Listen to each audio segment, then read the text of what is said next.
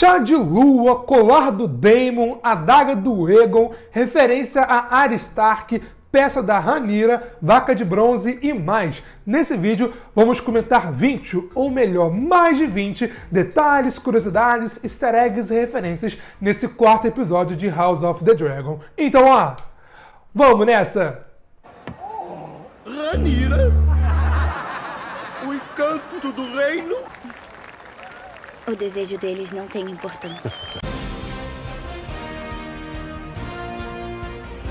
Fala pessoal, eu sou o Pedro e bom, só avisando rapidinho que como eu comentei vários detalhes no meu vídeo de review, se você ainda não viu, depois desse vídeo, confere o link aqui na descrição. Nesse segundo vídeo aqui, eu vou focar em novos detalhes, novas curiosidades, novos easter eggs, como por exemplo na abertura desse episódio, que é diferente da abertura do segundo e do terceiro.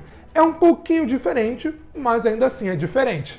Na abertura do segundo episódio, mostra o sangue do Otto se conectando com a Alicent, mas só. Na do terceiro episódio, mostra o sangue da Alicent se conectando com Viserys. E nesse quarto episódio, mostra o sangue dela descendo. Eu acho que foi tipo, no terceiro episódio, mostrou o sangue dela se conectando com o do Viserys, porque nesse terceiro episódio foi revelado que, ela se casou com o Viserys, e 2, teve um filho com ele. E aqui nesse quarto, o sangue dela desceu, porque nesse quarto episódio, eles tiveram mais um filho, ou melhor, uma filha, que foi a Helaena. E talvez na abertura do quinto episódio, o sangue desça ainda mais, já que nesse quarto aqui, eles foram fazer mais um filho. Outro detalhe na abertura é que talvez na abertura do quinto episódio não apareça mais o Otto Hightower. O Otto Hightower na abertura é representado pelo símbolo da mão do rei, afinal ele é mão do rei, mas já que a partir desse episódio ele não é mais mão do rei, talvez ele suma da abertura. A Alicent, claro, não vai sumir, ela tem total ligação com o Viserys, então não tem por que ela sumir, mas talvez o Otto, o símbolo do Otto, suma na próxima abertura. Então preste atenção na abertura do próximo episódio, porque talvez o Otto nem apareça ou até mesmo seja substituído. Nessa sequência inicial, vemos uma briga entre um garotinho, um jovem, e um cara um pouquinho mais velho do que ele, que estava o zoando. E ambos são lords. O garotinho, o Lorde de Blackwood, o Lord Blackwood, e o garoto mais velho, o bullying, que está fazendo bullying, é o Lord Bracken. E a casa Blackwood e a casa Bracken tem uma rixa antiga, eles se odeiam, são rivais, e ambas serão muito importantes na Dança dos Dragões. E essa cena inicial já deu um gostinho que essas casas não se gostam nem um pouco, então vale a pena ficar de olho. Ainda sobre essa sequência inicial, vimos que a rainha Alysanne foi citada. E para quem não sabe, a rainha Alysanne foi a rainha, a esposa do rei Jaehaerys, que vimos lá no primeiro episódio. Ela morreu pouco tempo antes daquela cena, inclusive, começar. Detalhe que Alysanne e Jaehaerys eram irmãos que viraram marido e mulher. Para vocês verem como é que funciona essa situação. Eles foram prometidos um ao outro já quando eram jovens, antes de completar 18 anos. E eles foram considerados bom rei e boa rainha, porque claramente eles fizeram um bom governo, fizeram um governo de paz, de prosperidade, meio que consertando a burrada dos reinados anteriores. Se você nunca leu Fogo e Sangue, eu, claro, indico muito pra você, e essa parte da Alysanne com Jaehaerys é uma parte bem legal, bem interessante. Voltando para Porto Real, vimos que o Viserys estava se preparando para receber o Daemon, agora também chamado de o Rei do Mar Estreito, que é uma região entre Westeros e Essos que ele conquistou após vencer a Batalha dos Degraus. Só que um detalhe é que o Viserys em nenhum momento senta no Trono de Ferro e em todo momento fica em pé. A série não deixou isso muito claro ainda, mas no livro, a partir do momento que ele perde seus 2 dedos, ele nunca mais senta no Trono de Ferro e passa a governar o Westeros principalmente da sua cama, mandando ordens para os outros, para o pessoal, seguir as suas ordens. E vimos que aqui nesse episódio, principalmente na cena de Holly, que o cara tá mal de saúde e talvez ele não dure mais muito tempo. Na conversa ali da Alicent com a Rhaenyra no jardim, a Rhaenyra fala exatamente como a Alicent se sente e que ela não quer ter a vida que ela tem, quer ficar presa no castelo só servindo para procriar e fazer filhos, sabe? E ela fala mais pra frente com o Daemon exatamente isso, falando que ela não quer ter uma vida igual a sua mãe, que viveu para fazer herdeiros, até que uma hora isso infelizmente acabou a matando, como vimos no primeiro episódio. Nessa conversa com a Rhaenyra, o Daemon cita a sua esposa, a chamando de a Vaca de Bronze. E bom, o casamento do Daemon com a Rhea Rosse, que é a Vaca de Bronze, foi puramente política. Ele nunca de fato desenvolveu um amor por ela. Na verdade, desenvolveu ódio, porque ele tinha ficado atrelado a ela, meio que forçado a estar com ela, e não podia se casar com mais ninguém, não podia ficar de fato com quem ele queria, que é atualmente a Rhaenyra, como vimos na conversa lá com Viserys. Por isso ele cita: casamento é por amor, por política, mas fazer amor é por prazer. E ele de fato nunca quis, né, fazer lá com a vaca de bronze. E por isso que ele tem a Missária, sua amante, que fez uma coisa bem importante e intrigante nesse episódio, que já vamos comentar. Só que esse pensamento, casamento é por política e fazer amor é por prazer, só vale para homem, porque um homem pode ter quantos bastardos que quiserem. Vimos vários em Game of Thrones, veremos vários aqui em House of the Dragon.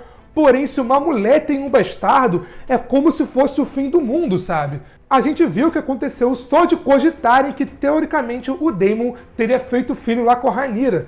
Pois é, uma coisa totalmente diferente e bem mais complicada. Falando em fazer filhos, vimos que para encontrar o Daemon e fazer filho, a Rhaenyra passa por uma passagem secreta lá no seu quarto. E um detalhe bem legal é que toda a Fortaleza Vermelha tem várias passagens secretas. Essas passagens foram construídas durante o reinado de Maegor, ou Cruel, que construiu várias dessas passagens para a rota de fuga, como rota de fuga, sabe? E após a obra ser concluída, ele matou todo mundo, todos os pedreiros, vamos chamar assim, que trabalharam nessa obra, pois assim ninguém saberia quais são e aonde são essas passagens secretas. Só que, como vimos, o Daemon as conhece e as conhece muito bem. Vimos no primeiro episódio ele espionando a conversa do rei com o Otto falando mal dele. Ele conhece a passagem no quarto da Rhaenyra e tal. Agora, como ele conhece, é um mistério. Mas será que essas passagens secretas vão ser importantes mais pra frente? Vão aparecer mais vezes? Vale a pena ficar de olho.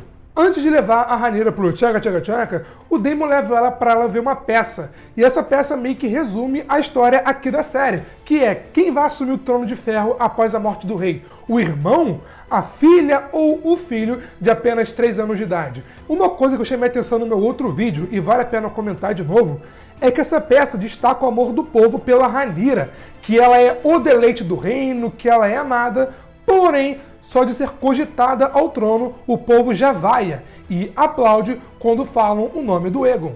A Rhaenyra é amada como princesa, mas será que ela vai ser amada como rainha? A peça questiona isso, a peça inclusive questiona a sua capacidade de reinar simplesmente porque ela é uma mulher. E também a cena mostra que, embora ela seja amada como princesa, eles não querem a ver no trono de ferro. Mas será que isso vai mudar com o tempo, com o salto temporal, com elas virando adulta e tal? Vale a pena prestar atenção. Daemon e Rhaenyra estavam andando pelas ruas da Baixada com a Rhaenyra fingindo ser um homem. E essa é uma referência ao arco da Arya Stark lá na 2ª temporada de Game of Thrones, com a Arya fingindo ser um menino para sobreviver naquele local após a morte do seu pai, do Ned Stark, e também roubando os comerciantes, assim como a Rhaenyra fez aqui. Só que antes de ir pro cabaré, ou melhor, Casa dos Prazeres, a Rhaenyra esbarra no Harwin Strong, que é aquele cara que vimos lá no 3º episódio, já com o coelho, né? E o Harwin Strong é um cara muito importante aqui nessa história. Quem lê os livros já sabe, e eu não vou contar a sua importância. E a série tá de pouco em pouco mostrando ele nas cenas com a Rhaenyra e tal. E tudo isso não deve ser por acaso. Enquanto chega na Casa dos Prazeres, o Daemon tira o seu disfarce e o disfarce da Rhaenyra, o que mostra duas coisas. Uma, que ele queria ser visto, que ele queria que as outras pessoas a vissem com ele ali na Casa dos Prazeres. E 2, o que ele quer com ela, que é se casar com a Rhaenyra. Como muitos de vocês comentaram no meu review, inclusive muito obrigado, o plano do Daemon era tirar a donzelice, tirar a virgindade da Rhaenyra, pois assim nenhum lorde queria se casar com ela. Já que foi o Daemon que tirou a sua donzelice, ele seria meio que obrigado a se casar com a Rhaenyra, meio que aceitando as consequências de seus atos. E se ele se casar com a Rhaenyra, quando a Rhaenyra for rainha de Westeros, como ela é herdeira, né, foi dada como herdeira, o Daemon seria rei de Westeros, ou seja, ele conseguiria o que ele quer. Porém, como vimos, o seu plano dá totalmente errado. Na cena, ele dá apenas um beijo, mas não vai direto no tchaca tchaca tchaca com a Rhaenyra. E o detalhe é que mesmo se ele fosse além, o seu plano não daria certo, né? E ele não foi além porque ele percebeu que ele de fato gosta e se importa da Rhaenyra. Ele, claro, tem interesse, mas também tem amor no meio disso tudo. Dá pra ver ele ficando bravo, revoltado, porque ele quer continuar, a Rhaenyra quer que ele continue, mas ele se sente mal, não quer além com ela. Quer se casar primeiro e da maneira certa após o casamento. Então, mesmo ele querendo se casar com ela por interesse para ser rei de Westeros, ele também se casaria por prazer, porque ele ama a Rhaenyra. E por isso que ele não foi além, porque ele tem respeito por ela e não queria fazer aquilo com ela daquele jeito, daquela forma, sabe? Então ele queria se casar com ela por interesse e também por amor. Porém, o Daemon deixou ela pegando fogo, não apagou o fogo, e quem apaga o fogo é o Sir Criston Cole, e já falaremos sobre isso. Só que o detalhe é que a partir do momento que o Daemon deixa ela sozinha, pegando fogo, e vai embora, ela em nenhum outro momento, daquele momento em diante, usa o seu colar, aquele colar que ele deu pra ela lá no primeiro episódio. A primeira cena desse episódio destaca esse colar, que mesmo a Rhaenyra tendo pretendentes que teoricamente seriam bons pro seu reino e tal na sua frente, ela só pensa no Daemon e tal. Só que a partir do momento que o Daemon deixa ela também deixa o colar de lado. Será que veremos nos próximos episódios a Rhaenyra meio que sentindo raiva, ódio do Daemon por Daemon ter deixado ela sozinha daquele jeito? É um detalhe que vale a pena prestar atenção. Um detalhe que me chamaram a atenção no meu vídeo de review lá nos comentários é que em quase todo canto da Fortaleza Vermelha tem quadros de cenas picantes, né? Ali no quarto da Alicent tem um quadrinho, né?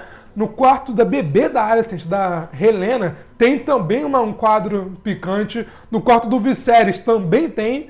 Meu Deus, essa família de fato tá pegando fogo. Enquanto o Daemon e a Rhaenyra entravam naquele local da Casa dos Prazeres, vimos que uma criança estava observando eles e essa mesma criança foi fofocar pro Otto tudo o que aconteceu pouco tempo depois. E aparentemente o Otto está pagando pessoas pelo reino para espiar a Rhaenyra. A cena não mostra diretamente, mas logo após fofocar com Otto, o garotinho se encontra com a Missária, amante do Daemon, e dá uns trocados para ela. Ou seja, o Otto contratou a Missária e seus capangas para espionarem tanto o Daemon quanto a Rhaenyra. E para quem não percebeu, a motivação do Otto é simples: poder. O Otto, ferrando com a Rhaenyra, o seu neto, o Aegon, seria rei. Ou seja, a sua casa ficaria num patamar que jamais teve antes. Lembrando que o Aegon também é Hightower. Se fosse esse nome completo, Aegon II Targaryen Hightower. Ou seja, tendo o Aegon, né, um Hightower no topo, a sua casa seria rica e poderosa como jamais foi. E como vimos claramente, aquela peça que comentei anteriormente zomba da Rhaenyra e fala bem do Aegon. Aí eu fiquei pensando, será que o Otto também não pagou para fazer aquela peça e colocar na mente do público que a Rhaenyra, uma mulher, nunca seria uma boa rainha, causando rejeição contra o deleite no reino e meio que favorecendo ao seu neto, o Aegon? O que vocês acham? Deixa aqui nos comentários. Na conversa entre a Rhaenyra e o Viserys, uma cena absurdamente excelente, muito bem atuada, roteirizada e dirigida, vemos novamente aquela adaga que Arya usou para matar o Rei da Noite lá na 8ª temporada de Game of Thrones. Dessa vez vimos com mais detalhes essa adaga, e nessa adaga está escrito: do meu sangue, do sangue do Aegon, vem o príncipe que foi prometido. E essa é a canção de Gelo e Fogo. Esse príncipe livraria o Westeros de um mal frio, e após isso um Targaryen precisa estar sentado no trono de ferro. Por isso o Aegon no passado conquistou e unificou os 7 reinos. Só que quem teoricamente livrou Westeros de um mal frio não foi um Targaryen, e foi a Arya, uma Stark. Beleza, a Daenerys ajudou, Daenerys Targaryen, mas foi a Arya Stark que derrotou esse mal. Lembrando que as 2 últimas temporadas de Game of Thrones, 7ª e 8ª, não tiveram produção executiva do George R.R. Martin, que é o criador desse universo, como está tendo aqui em House of the Dragon. Por isso a série tá, ó, excelente. E esse final foi 100% inventado pelos produtores. Talvez essa adaga tenha um destino diferente aqui na série, porque estão dando muito foco para ela. Nessa cena deram um foco absurdo, e talvez ela seja muito importante aqui para essa história, então vale a pena prestar atenção. Na cena final, o Maester dá um chá para Rhaenyra, um chá enviado pelo Viserys para evitar possíveis consequências desagradáveis. E bom, esse é o chá de lua. No meu vídeo de review eu comentei chá de canela, mas chá de canela e chá de lua é basicamente a mesma coisa. E esse chá foi dado para Rhaenyra para evitar que ela ficasse grávida lá do Daemon e se guardasse do seu ventre, sua barriga, lá pro Lenor Velaryon para o seu futuro esposo. Só que, na verdade, o filho, se ela tivesse, ou se ela tiver, não sei, né? Não vai ser do Daemon, e sim vai ser do Sir Criston Cole, um cavaleiro da Guarda Real. E, cara, eu sei que nisso nem sequer foi cogitado, mas imagina o escândalo que ia dar se, teoricamente, a Rhaenyra tivesse um filho com Daemon, que é loiro, e o filho nascesse com cabelo moreno, com cabelo preto. Maluco, o Westeros ia abaixo, por isso ela tá ali tomando esse chá de lua, para evitar que isso aconteça. No próximo episódio, segundo o teaser, teremos ainda mais treta, ainda mais polêmica, mais dragões, e se preparem porque de agora em diante a série só vai ter cenas picantes e cenas bem polêmicas. Qual outro detalhe, easter egg, referência nesse quarto episódio você percebeu e eu não comentei aqui nesse vídeo? Deixa aqui nos comentários. Curtiu o vídeo? Deixa um like e um joinha para ajudar a gente. E se você é novo, se inscreve aqui no canal e ativa o sininho para mais vídeos, para mais conteúdos sobre House of the Dragon e mais vídeos como esse aqui, beleza? Nós foi isso e eu te vejo na próxima. Valeu, falou e fui!